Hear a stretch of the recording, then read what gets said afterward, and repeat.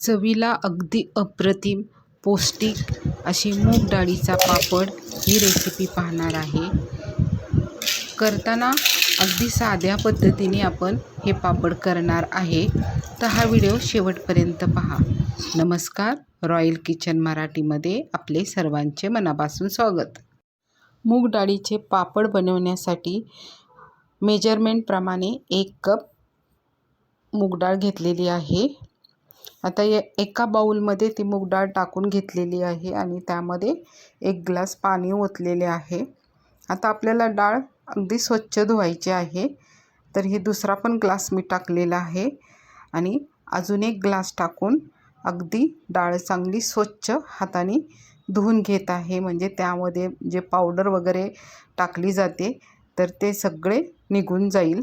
अशी आपण 3 वेळा मूग डाळ चांगली स्वच्छ धुवून घ्यायची आहे. आता पाणी टाकून दिलेले आहे. हे बघा, अगदी 3 वेळा स्वच्छ धुतलेली आहे. आता या डाळीमध्ये परत पाणी टाकून घ्यायचं आहे. आता मी ही डाळ रात्री भिजायला टाकलेली आहे. तुम्ही सकाळी जरी 3 किंवा 4 तास टाकली तरीही चालते. आता त्यानंतर 3 ग्लास पाणी टाकल्यानंतर आता ओव्हरनाईट करून आपण डाळ भिजायला ठेवायची. आता सकाळी उठून झाकण काढल्यावर डाळ अगदी मस्त फुललेली आहे आणि आता परत त्याचं वर पांढरं पाणी आलेले आहे. हे बघा, आता डाळ किती मस्त भिजलेली आहे आणि आता त्याच्यावरचं जे पांढरं पाणी आले आहे ते काढून टाकायचं आहे आणि अजून एकदा स्वच्छ पाण्याने परत धुवून घ्यायचे. म्हणजे जरा कडेला जो फेस येतो ना तोही काढून टाकायचा. आणि हे बघा, डाळ किती मस्त अशी डबल झालेली आहे, म्हणजे चांगली फुललेली आहे. तर 3-4 तास जरी भिजवली तरी चांगली डाळ भिजते. त्यानंतर मिक्सरचं छोटं भांडं घेतलेलं आहे. आता त्यामध्ये मग आता अर्धी डाळ टाकून घ्यायची आहे, कारण 2 बॅचमध्ये आपल्याला डाळ वाटून घ्यावा लागेल. आता मिक्सरमध्ये बारीक अशी त्यामध्ये आता 2च चमचा पाणी टाकून घ्यायचं आहे. जास्त पाणी पण नाही टाकायचं आणि मिक्सरमध्ये ग्राइंड करून घ्यायचं. आता करताना अगदी बारीक अशी मी डाळीची पेस्ट तयार केलेली आहे. हे बघा, अशा पद्धतीने. आता एक बाउल घ्यायचं आणि त्यामध्ये ही डाळ काढून घ्यायची. आता त्यानंतर परत राहिलेली डाळ आहे ना त्याच्यामध्ये ओतून घ्यायचं. आता मी डायरेक्टच ओतते आणि आता ह्या डाळीमध्ये थोडंसं पाणी आपलं राहिलेलं असतं, म्हणजे 1-2 चमचा तरी राहिलेलं असतं. त्यामुळे आत्ता काय पाणी टाकायची गरज नाही. एवढ्या ह्याच्यातच डाळ चांगली बारीक पेस्ट होती. आता हे दोन्ही मिश्रण मी एका बाउलमध्ये टाकून चांगलं चमच्याने मिक्स करत आहे. आता त्यामध्ये काय करायचं, 1 कप आहे ना, आपण जेवढी 1 कप मूग डाळ घेतली तर 1 कप बारीक रवा घ्यायचा. आता मोठा रवा असेल तर मिक्सरमधून दळून तो टाकू शकता. आता हे दोन्ही मिश्रण काय करायचं, चांगलं चमच्याने एकजीव करून घ्यायचं आहे. हे बघा, 1 मिनटं तरी चांगलं मिक्स करून घ्यायचं. आता आपण मिक्सरमधून डाळ जी दळली ना त्यामध्ये थोडंसं राहतं, म्हणजे आपलं काही वाया जायला नको म्हणून. आता त्यामध्ये काय केलं, 1 कप पाणी टाकलं आणि अजून थोडंसं पाणी, म्हणजे अर्ध्याच्याही कमी असं पाणी टाकून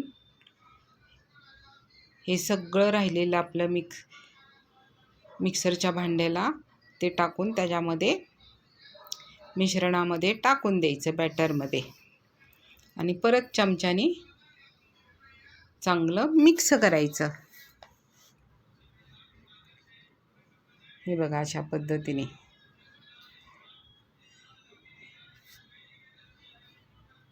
म्हणजे ते एकजीव झालं बघा सगळं व्यवस्थित, रवा आणि आपण बारीक केलेली मूग डाळ. आता एक बाउल घ्यायचा, त्यामध्ये आता पुरण जे आपण त्याच्यामधून पुरण काढतो ती चाळणी घ्यायची पुरणाची आणि त्यामध्ये हे बॅटर टाकून द्यायचं. म्हणजे आता ते पहिल्यांदा आपण चांगलं चमच्याने हलवून चांगलं गाळून घ्यायचं. म्हणजे काय होईल, आपल्या काही राहिलेले असेल, डाळ राहिलेली असेल अख्खी किंवा अजून काही भरडं राहिलेलं असेल तर ते वर राहून जातं. म्हणजे आपले पापड पण चांगले स्मूथ होतात. आता हे बॅटरचे टाकले ना ते आपण चमच्याने हलवून सगळं टाकून घेतलेलं आहे आणि परत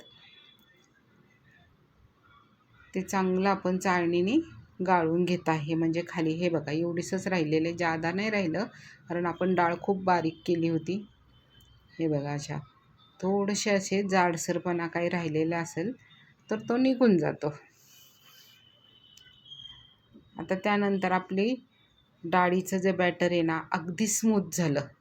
हे बघा अशा पद्धतीने. आता हे बॅटर परत एका मोठ्या बाउलमध्ये काढून घेऊया. सगळं चमच्याने सर्व काढून घेत आहे आणि त्यामध्ये थोडंसं पाणी टाकून त्या बॅटरमध्ये आपण टाकून देत आहे.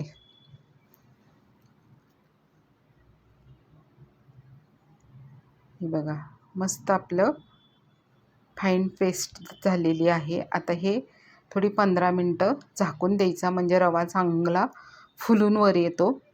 आता 15 मिनटं झालेली आहेत. रवा पण चांगला मुरलेला आहे, वरून फुललेला आहे. आता थोडंसं फेटून घ्यायचं विस्करने किंवा चमच्याने, कशाने घेऊ शकतो. बॅटर चांगलं फेटलं ना तर पीठ अगदी हलकं होतं आणि पापड पण टाकल्यावर अगदी मस्त बनतात. उन्हाळ्याची कामं आपण नेहमी पापड, कुरडया असं आपलं वाळवणं चालूच असतं. त्यामध्ये आपण मूग डाळीचे पापड बनवली ना तर खायला तर अगदी अप्रतिम, चवीला तर खूप सुंदर लागतात आणि शेवटी पौष्टिक असतात. आता ह्या बॅटरमध्ये मी 1 कप पाणी टाकलेले आहे, अजून 1 कप पाणी आणि अजून 1 कप पाणी, असे 3 कप मी पाणी टाकून घेतलेलं आहे. आणि मगाशी टाकलेला 1 कप आणि थोडंसं असं जास्त म्हणजे 4.25 कप पाणी या बॅटरमध्ये गेलेलं आहे. आता परत एकदा मिक्सरनी चांगलं फेटून घेतलेलं आहे. आता गॅसवर जाड बुडाचं पातेलं ठेवलं किंवा कढई ठेवायची जेणेकरून मिश्रण खाली लागू नये. आता 2 कप पाणी टाकलेलं आहे. आता अजून 1 कप टाकलेला आहे आणि अजून 1 कप, असे मिळून 4 कप मी पातेल्यात पाणी टाकलेलं आहे. आता गॅस मिडियम फ्लेमवर ठेवलेला आहे. आता पाणी आपण तापवून घेत आहे. आता गॅसवर भांडं ठेवलं. आता पाणी चांगलं गरम झालेलं आहे. आता त्यामध्ये चवीनुसार मीठ टाकून घ्यायचं आहे आणि त्यामध्ये पाव चमचा जिरे टाकून घेतलेले आहेत आणि पाव चमचा हिंग टाकून घेत आहे. हिंग टाकल्याने पापड अगदी टेस्टी बनतात. आणि त्यामध्ये पाव चमचा काळी मिरी पावडर टाकलेली आहे आणि अगदी थोडीशी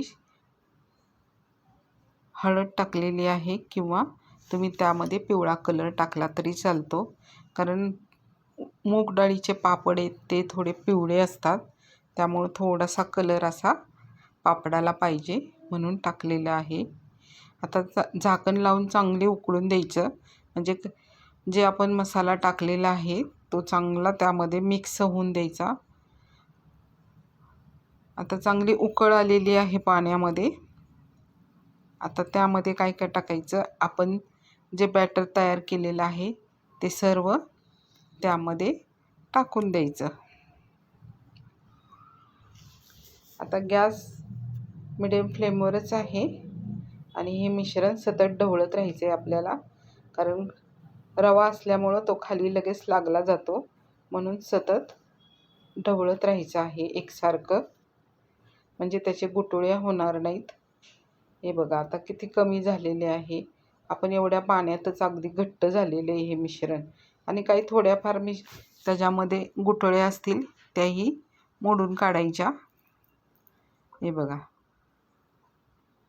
आता गॅस मी स्लो फ्लेमवरच ठेवलेला आहे आणि सतत मिश्रण ढवळत आहे. साधारण 5 मिनटं तरी हे मिश्रण ढवळत राहायचे. आता आपल्याला हे मिश्रण घट्ट अजून झाले आणि आपलं शिजलेलं नाही अजून आपलं हे मिश्रण, तर त्यामध्ये 1 कप पाणी टाकले आणि परत ढवळलेले अगदी सगळ्या गुठळ्या गेलेल्या आहेत. आता ते काय करायचं, त्याच्यावर परत झाकण लावून घ्यायचं आहे आणि मिश्रण चांगलं 5-6 मिनटं शिजून द्यायचं. आता हे बघा चांगलं गदगद शिजतं आहे, म्हणजे आपलं मिश्रण छानपैकी शिजलेलं आहे. आता हे बघण्यासाठी काय करायचं, एक प्लेट घ्यायची, त्याच्यावर थोडंसं टाकायचं आणि बघायचं असं ओघळतंय का. अजिबात ओघळत नाही, म्हणजे आपलं पापडाचं मिश्रण अगदी परफेक्ट झालेलं आहे. अजून एक बघण्याचं म्हणजे आपण ज्याने हटतो त्यालाच अशी रेष ओढायची, म्हणजे हे बघा म्हणजे तेही सागा पांगत नाही, म्हणजे अगदी मिश्रण मस्त झालेलं आहे.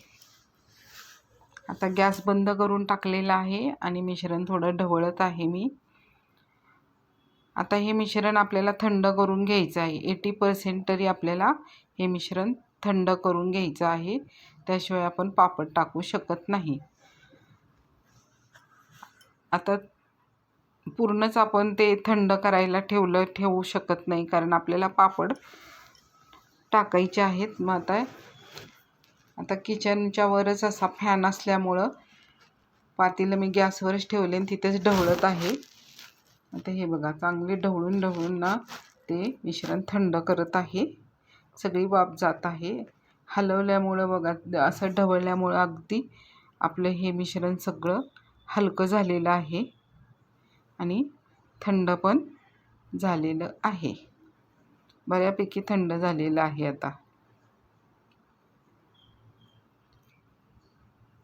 आता काय करायचं, कडेला जे लागले ते काढून घ्यायचं आहे आणि खाली अजिबात लागलेलं नाही आहे आपल्याला. आता आपण पापड टाकायला घेऊया. आता मी एक कागद घेतलेला आहे पांढरा, त्याच्यावर आता अर्धा पोळी असं मिश्रण घेऊन पापड टाकून घेत आहे. हे बघा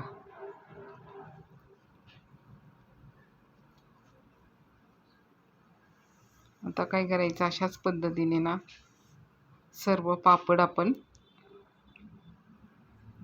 पळीने टाकून घेत आहे पटपट.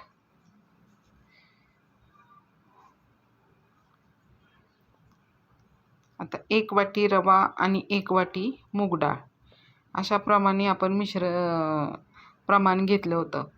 आता एवढ्या प्रमाणात आपलं आता पापड, आता साधारण पापड आपले 45 पापड झालेले आहेत मोजून. म्हणजे मी मीडियम साईजनीच असे पापड टाकलेले आहेत, त्यामुळे ते 45 झालेले आहेत. म्हणजे भरपूर असे आपले पापड मूग डाळीचे झालेले आहेत. आता हे वाळायला मी फॅनखाली ठेवा किंवा उन्हात ठेवा. आता हे वाळलेले आहेत, 1 दिवस पूर्ण वाळून घेतलेले आहे आणि 1-2 तास असं ऊन दाखवलेलं आहे. हे बघा एवढे असे मस्त झालेले आहेत आपले वाळून पापड. आता हे पापड अगदी सीलबंद डब्यात ठेवायचे, आरामात 1 वर्ष टिकतात. आता त्यातले थोडेसे तळायला घेत आहे. गॅसवर कढई ठेवली, त्यामध्ये तेल तापवलं आणि पापड टाकलेला आहे.